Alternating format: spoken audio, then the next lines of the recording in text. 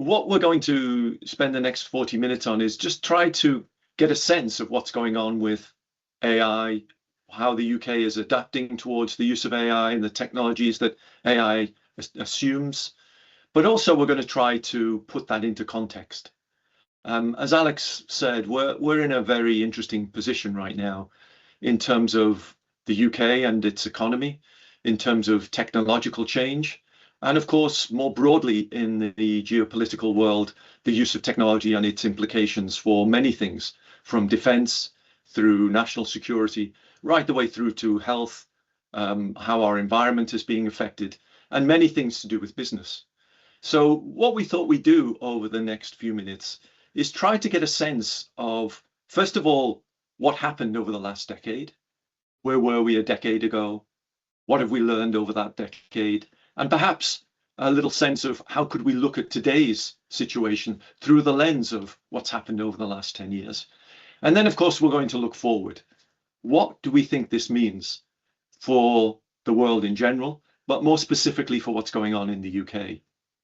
Mark and I both have significant backgrounds, both in academia, but also in practice, in developing organizations, in working within organizations, in building companies and trying to develop workforces. So we'll try to bring in a balanced view of what we think happens in practice, and also what we think some of the academic theory is around this and some of the ideas that we think are interesting.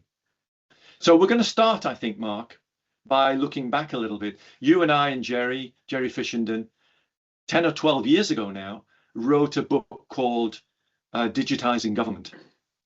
That, I would argue, that had quite a significant effect. Maybe not too many sales, but an effect, I think, which was to try to galvanize some ideas around a big theme, which we called government as a platform. So if I can I start off just by asking you to give a few thoughts on where we were 10, 12 years ago, the work you were doing with government, and why that kind of set of themes emerged 10, 12 years ago. Sure, very happy to do that. And thanks so much for having us, and thanks so much for coming. So my background, I suppose, is partly academic, partly, as Alan mentioned, running some businesses. So I ran a three businesses that specialize in digital transformation of public services. And then I guess I got a lucky break. I was then at Judge Business School in Cambridge, and I became George Osborne's senior policy advisor on technology for a kind of interesting period of about 6 to 8 months before the coalition government took power. And that was all about really starting to recognize and try to characterize, I guess, for their electioneering purposes, amongst other things, the state of government technology coming to the end, I suppose, what they saw as the Labour years, and some of the kind of issues with that. And some with longer memories may remember, for example, the notorious National Programme for IT, which cost between 12 and 14 billion, and kind of left a bit of an indelible stain in terms of that administration's kind of approach. I should say I was always non-politically aligned in any of these interactions. But I did a policy paper for George Osborne, which was all about standards. It was about open standards and open source. So what it tried to do was to sort of ease their way into that characterization of what was wrong at the time. Interestingly, I remember asking to meet the rest of the policy team on technology when I first met George, and he said, "You're it." So 6 to 8 months before the coalition government took power, for a brief and glorious period, it was me. It didn't remain me for solely me for that long. And so what was the kind of situation that we perceived? I think there was an acknowledgement of the capacity of government to award gigantic projects, of which MP Fit, of course, was an example, to a small handful of systems integrators, and that subsequently we actually slapped a nasty label on them. We called them the oligopoly, and that was the kind of phrase that took off a little bit. But that was to characterize, if you like, to kind of to simplify it, the notion that many government departments were sort of paying for a kind of salami slice version of the same thing and gathering around a small number of very powerful systems integrators. And the situation that we envisaged even back then was to try and flip that, to try and invert that, if you like. So, in other words, to consolidate government demand for similar things where possible, so that then the market would then compete and cluster around where the demand was rather than the inverse. So that was the kind of the first plank, if you like, of what became subsequently working with Liam Maxwell, who became the government CTO, and the formation of Government Digital Service. And I remember going for a dinner with Martha Lane Fox before she got involved, for those that remember follow these things, in 2012, just discussing some of these things. So there was the creation of the oligopoly, the recognition that there was kind of, we needed to consolidate demand wherever possible. And so therefore, in order to do that, we needed to figure out where, what was what. In other words, is it possible to even identify and name similar pieces of demand across government, call them the same thing, and then try and drive out some standards. Just to finish off, of course, what then happened was, with the formation of GDS, that initial kind of drive towards consolidation demand and digital infrastructure was then supplemented, because I'm sure that this will come up in the discussion later, with, of course, the kind of agile service design agency kind of approach that GDS became subsequently far better known for, in fact. And so there was maybe a little bit of a tension between those two aims. One was more infrastructural, back-end, open standards, consolidation of demand, and, for example, one outcome of that was the formation of kind of consolidated buying portal in government G-Cloud. So that was all about, if you like, government standardizing playbooks for what they were going to buy, and then people could kind of bid and standardize those beforehand to avoid long bidding processes. So to try and commoditize standard things. But then on the other hand, obviously, a focus on user needs, digital service design, and subsequently what became some of the kind of better known government platforms. That's probably enough of a kind of intro to start with, but there's obviously a lot more in that, but that's how we got going. So if I can just sort of summarize from what you said and my own observations on that time, and the technology infrastructure stack around the UK, and particularly in public service, was not in great shape. There had been a number of large programs that had demonstrated the difficulties of building new digital technologies at scale. What the technical people often call technical debt was high. Lots of systems, different technologies, different ages of those technologies. And one simple example at that time, people throw around different numbers, but roughly 12, 14, 1600 different websites with different technologies, different domain names, no clear ownership, consistency. If somebody comes to ask about a government service, where's my passport? How do I apply for a dog license? What's happening with a business-to-business contract? It was a whole mess of different ways in which you could try to find information. The systems underneath were not connected. All those things were, as we often know. And the difficulty at that time, I think, was how do we bring that into some sort of control so that the demand was consolidated, as you described. But also, I think, in terms of the supply of technology, there were a small handful of large organizations that were providing most of the services. And that meant that there was not a great deal of competition, that some of the pricing was, let's call it, questionable about how much some things cost and what it cost to maintain. And there was very little opportunity to then switch vendors if you didn't like what you saw, or you didn't believe the service was up to scratch, or if you wanted to try to get a more competitive situation. Is that a relatively good description? Yeah, I think it's a great summary. And I think it leads also to one other consideration. It'd be interesting to hear, because obviously in the light of your AI book, what your view of the current situation is in this. But it also sort of led to a kind of response, which was that government needs to start building more stuff itself. So, so yes, whilst G-Cloud certainly went some way to opening up the market, although several years later, obviously there were sort of fightbacks, if you like, where some of the big organisations seemed to take back quite a lot of what they had temporarily lost. There was also a push, I think, within government digital service and a kind of satellite organisations within government departments and councils to start building their own solutions and technology as well. And I'd be very interested, maybe later on in this discussion, to kind of hear your views about that and how that's playing out with the whole AI situation. Yeah, there was that push, and there was the idea, I think, starting to grow that digital technologies made it easier for end users to get much more involved in the building of their own technology, both specialist IT units, but also greater user involvement. And I think the early days of GDS, 2 or 3 things I think arose that were, if not game-changing, they consolidated some things that were already going on in a very explicit way that made them clearer in terms of the value they offered. One was gov.uk, a common interface for all citizens to access government services through a digital backbone.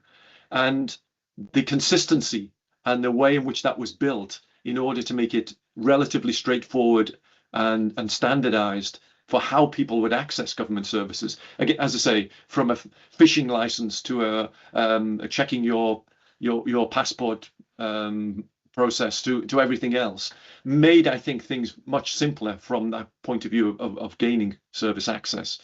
But also, I think the idea that more of this technology involved the end users in the description of what they did, and the service guides and the use of some of those agile ideas about moving quickly, demonstrating more frequently what was happening with the technology, gaining user input. Those sorts of things became, I think, a higher priority. And I think that those 2 things immediately made a big effect. But at the risk of being controversial, can I add a spin to that, or a pushback? Of course. Which is not a pushback exactly. I think, looking back, the turn to the user-centric digital service design, the standards, and some of those products were fantastic achievements. And I think GDS can definitely make that claim to have modernized the government technology profession, and that's the wonderful set of achievements. However, much as I think the question about how much technology government should attempt to build and maintain itself, which we're parking, I think there's another big challenge, which is, in a sense, and I'm not detracting from those achievements, that's kind of the easy part. In other words, building new things around citizens, that's great. Certainly consolidating lots of websites into one website is great. But of course, the old adage that often the user experience at the time, of course, was to go to gov.uk and then 2 or 3 clicks later to wind up in a defunct old government website, demonstrated that to a certain extent, many of these changes were skin deep. And so, our book at the time was of course, it's called Digitizing Government. We avoided the word transformation because it had been an overused word even back then and not delivered. But actually, that was really what the topic was. So to what extent did any of these things really transform government's strategic understanding of its role in the design, purpose, and delivery of government services? And I think, moving on and looking back now, well, I would say very little. That's the controversial bit. I think government still at the core has pretty much the same understanding of what it's there to do, and what most of the kind of blueprints of these core services are. And just a final example, just before I hand over again, would be probably local government. So only now, and I've been pushing for, I guess one of the ways in which my work developed was to really push on local services, local public services, for consolidation of an adoption of common standards, because they all do the same thing. Hundreds and hundreds of councils, health, social care, police, ambulance, third sector and housing, all all initiating parallel conversations right now with big organizations like Salesforce or whatever, saying, we want to use AI, we want to build our digital platform, and of course paying again and again and again for things that only if we had some collective sensible blueprint could save potentially billions across the piece. So I think there's we're beginning to see some green shoots now. So I think with the local formation of local GDS and one or two kind of leaders' work in terms of trying to identify and consolidate that service collection of service patterns, but still a long way to go. So my hope is that of course with AI coming, maybe this is a kind of moment to start moving forward on this, but my hope is that we will do things differently. My fear is that the knee-jerk reaction to these things will be where can we bolt AI on purely to kind of to digitalize and to automate transactional processes and to make existing things more efficient rather than rethinking what we're there to do in the first place. I don't think it's hugely controversial, your comments. I think a lot of people would recognize what you said. I think we can look back over the last 10 years as we sort of summarize and start to look forward at what AI is bringing. There are some things I think I learned personally from that time that I think are a reflection of what you just said. One of them is, of course, technical debt kills progress. And a lot of what happened over the last 10 years was surface level change without changing the underlying technology infrastructure, without refreshing a lot of that technology. And that can be seen in many places. An obvious one, as we start to look towards AI, is understanding data. And as we know, we'll talk about in a moment, the idea of having good quality, meaning accurate, up-to-date, easily accessible data is really critical. Ownership of that data becomes critical. Who owns it? Who has access? Who's allowed to use it? Sharing that data between departments, between organizations, across different infrastructure stacks. Lots of other things around data about provenance and maintainability and cost of management become so critical.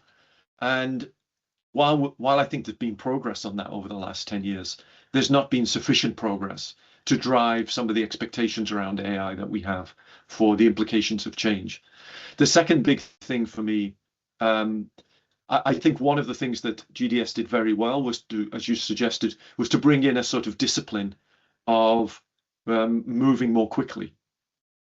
We can broadly badge that agile. I think there's a lot more to it than that, but the use of more agile approaches and technologies and techniques, I think, were critical. The problem is with that, they often introduce those in contexts that were not quite ready for the kinds of change, or perhaps not suitable for some of the fast-moving, the old adages of move fast and break things. Make sure that you show something immediately. Maybe that's not the right thing to do, and that I think often led to this short-termism. We can fix things on the surface by changing the screen. Actually, it's much harder to change the underlying data infrastructure, to redesign the processes around which some activity was taking place. So I think often the techniques and approaches drove people like GDS towards more surface level change, even when they recognized that wasn't where the greatest value lay. But in a short term, that was the easiest thing to deliver. So I think we learned a lot from that. And if I can start to look forward and say what happened over the last couple of years and where we are right now, of course, the easy summary is AI happened. And what I mean by that is we've always been trying to move towards more intelligent techniques to understand what's going on in the world around us, in the processes that we're enacting, in the kinds of data management that's going on. We've always been trying to understand more, gain more insight. I think what happened in the last couple of years is two or three things. The technology itself improved rapidly, including microprocessors and GPUs, and the technology stack, the physical technology stack that we use became much more powerful very quickly, particularly as we started to use GPUs to process some of this more intelligent data management rather than what it was originally designed for, which was for vision and games and other sorts of things. The second thing we did is we started to get more sophisticated algorithms around information management. And you can go back and look at some of what happened over the last few years, the work that was done by Geoffrey Hinton and his team, the work that was done by the folks at Stanford and MIT around some of the algorithms they were building and the new ways to look at intelligence in terms of how we design those algorithms. And then the third thing, of course, is that we started to get quite a different view of what AI is for.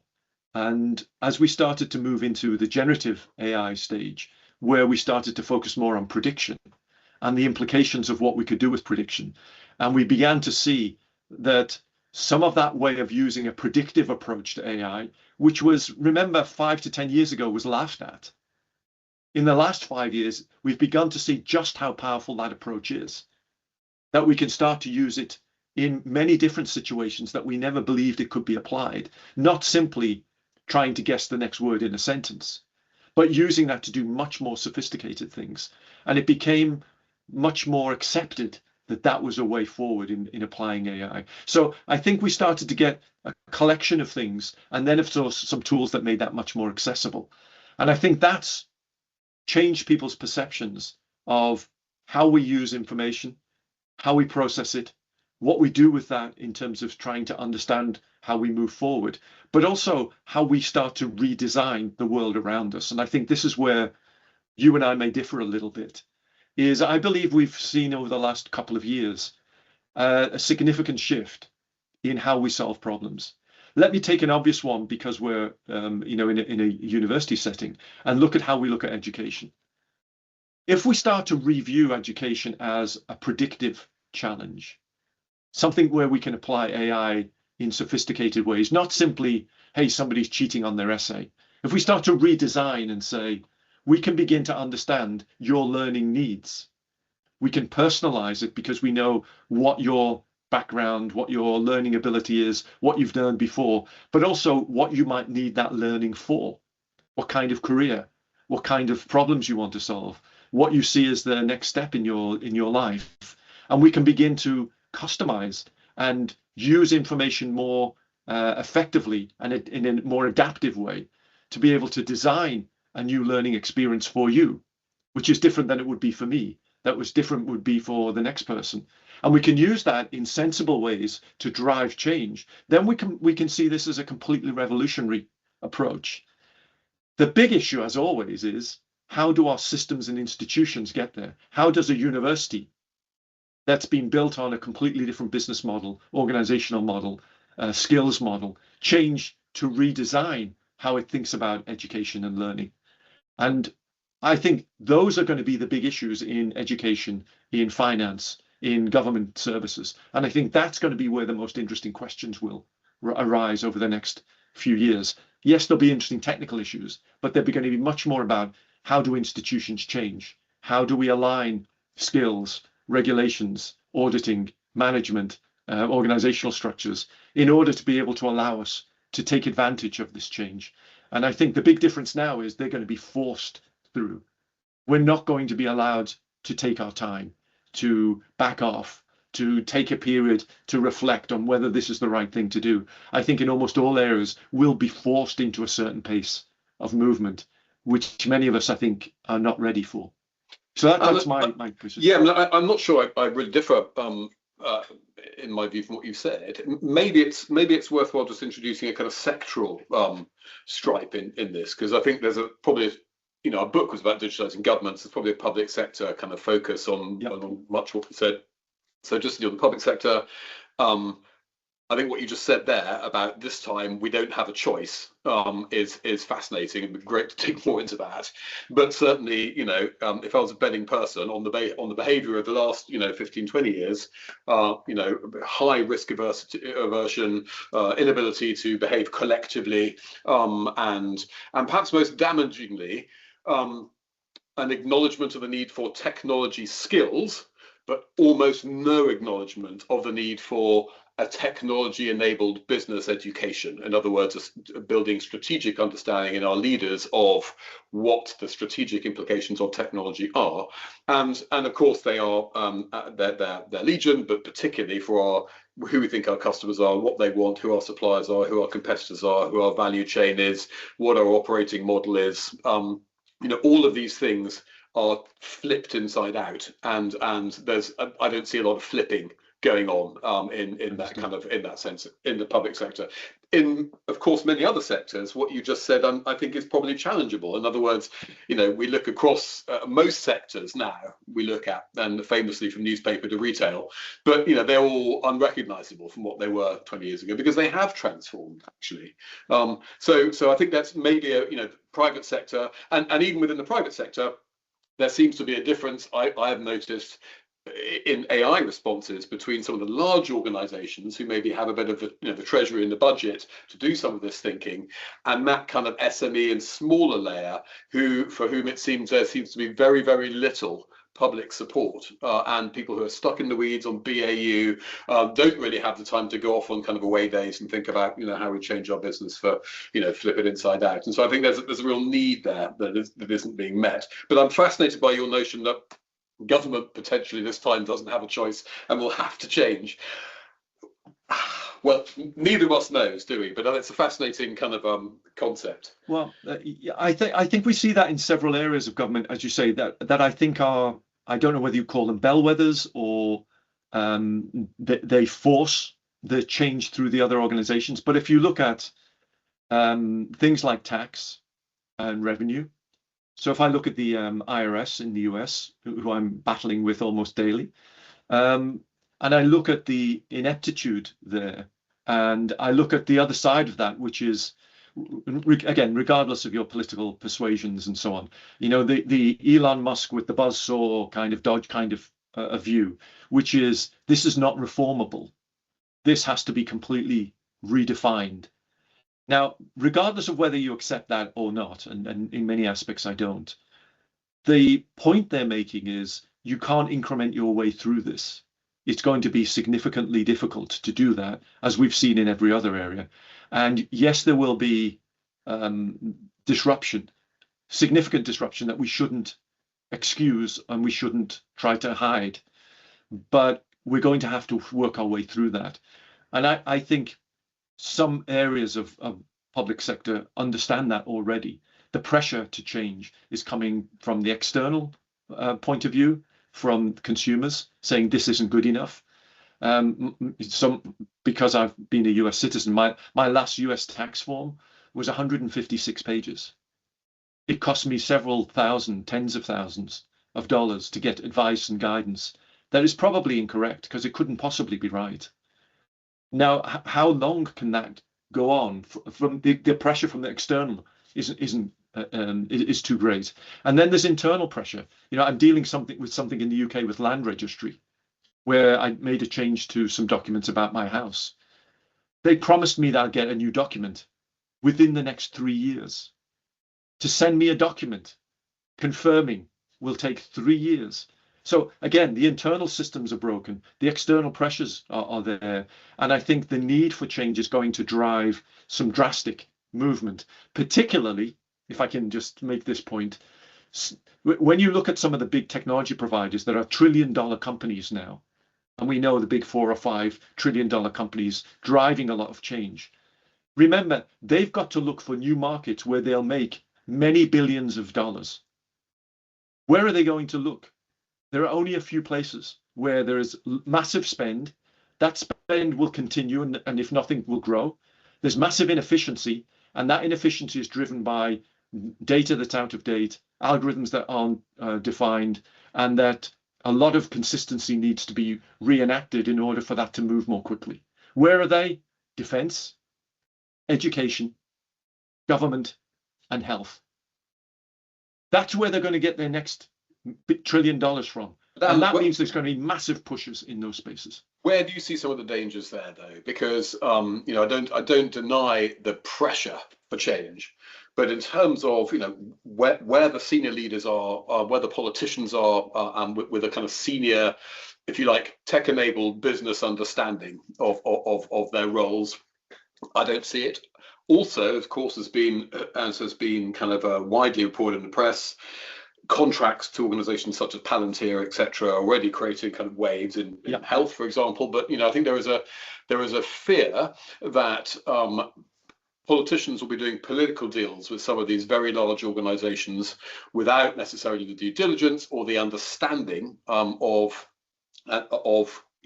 quite some of the implications of this across the whole realm of things, right, from data residency to you name it, in a way that starts to mirror, going back again to where we started, some of that kind of babes in the wood dependence on very large tech suppliers. And of course, rather than the old-fashioned systems integrators, these are larger companies, and this time they have access to data, to the processing power, the infrastructure, the lot, and the politicians.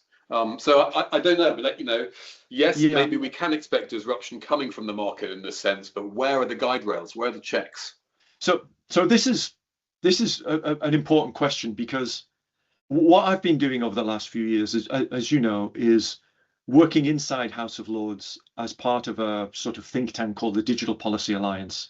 So I've been spending a lot more time thinking about policy issues, change, how regulation, standardization, policy relates to practical change inside organizations. So, this new book, Making AI Work for Britain, which is sort of 10, 12 years after our original book, was essentially answering the question, okay, smart Alec, so what should we do then? You've spent the last 10 years saying this won't work, that won't work, this is hard. So what should we be doing in this new AI world? And answering your question. And so I took two things as being the basis for this. One, we've already mentioned. How do we consolidate demand? What does that mean? What are the pressures to not do that ends up unraveling things? The second one is you have to diversify supply. You have to say we're not just dependent on 4 organizations and the whim and will of another jurisdiction like the United States. We have to say something different that says we've got to have some, what we'll generally call AI sovereignty, which doesn't necessarily mean we have to write all of the technology, by the way. It's not, we must use only British-built AI tools and AI data centers must be, in Blyth and in South Wales and in Merseyside. It means that we have to have agency, we have to understanding of the legal obligations, and we have to have some voice.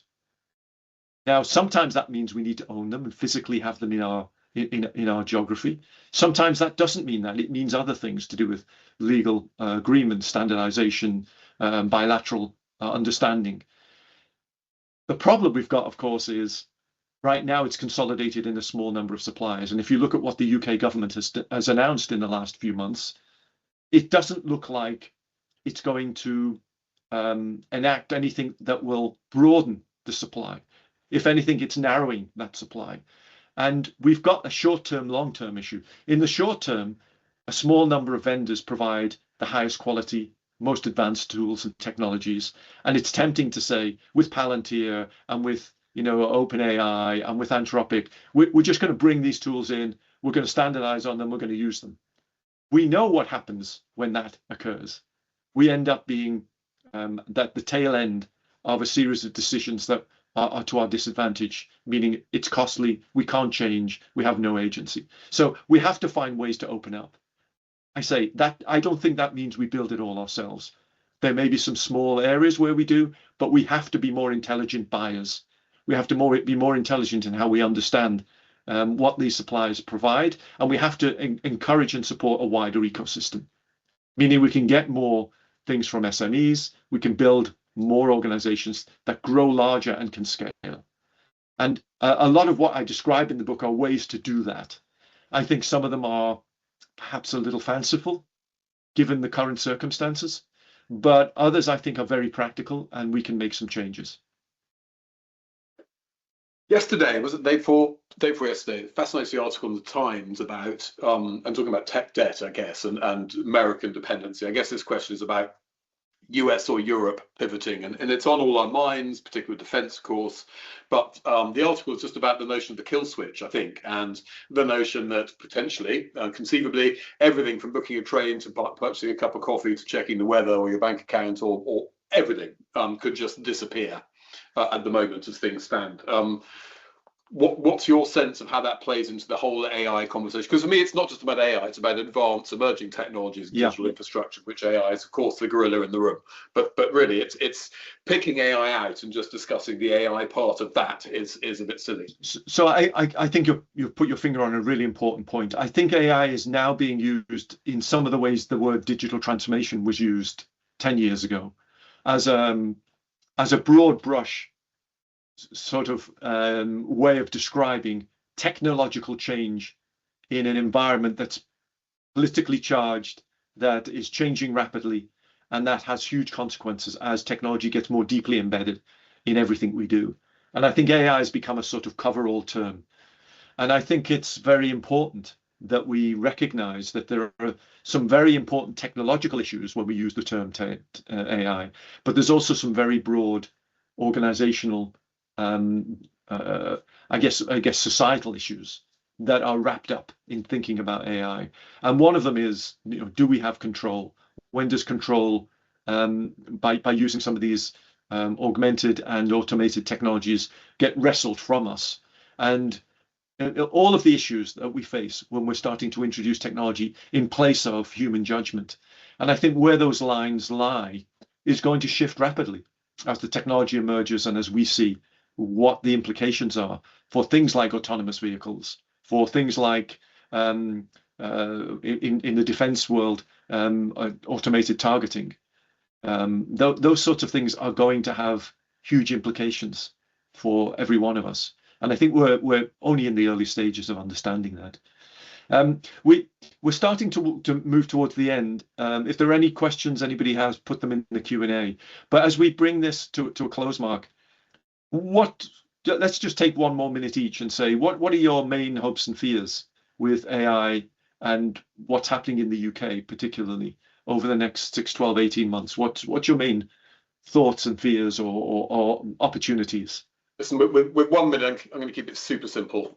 I don't see the leadership from actual humans that I would like to see in positions of power along the lines, some of the lines I've called out in this session, and that's my number one hope. I think having the technology without the sophisticated leadership and understanding of how to frame and conduct the discussions at a strategic level of how we should be using these technologies, let alone the usual discussions about how we procure them and deploy them. I think we're going to be in hot water, and therefore it's looking at vehicles for growing that next generation of coming back to an educational theme, I suppose, but leaders to enable them to do that.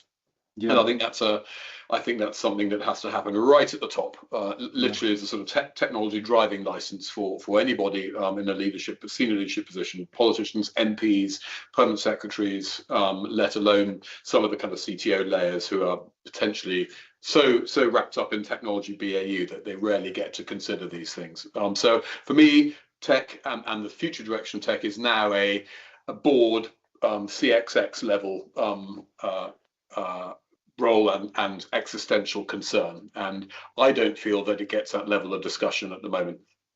I think there is that danger, but I'm going to finish on a positive note and say my hope for the next 6, 12, 18 months is that we do have a lot going on in the UK around AI.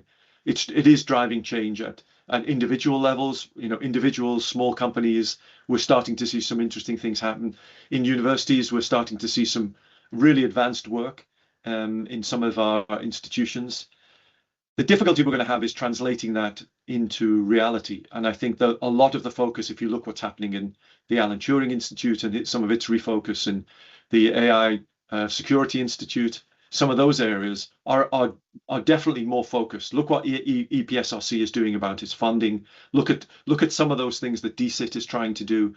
I think we're starting to see a focus on that gap between what we think we need to do in the aspirations and the great innovation and new ideas coming from many sources and the reality on the ground. And I think the more we focus in that gap, the happier I'm going to be, because I think that is going to be the real telling sign for us of whether we're going to see making AI work for Britain be a reality. Let's hope they all read your book. Let's hope so. We're going to bring it to a close now. Thank you for everybody for listening in, and thank you for some of the questions that came in. I hope that you've enjoyed this conversation. Please contact us, contact the University of Exeter Business School if you're interested in these topics. If you want to look at where the book is, it's at futureofai.uk, futureofai.uk, and it's open access, so it's freely downloadable.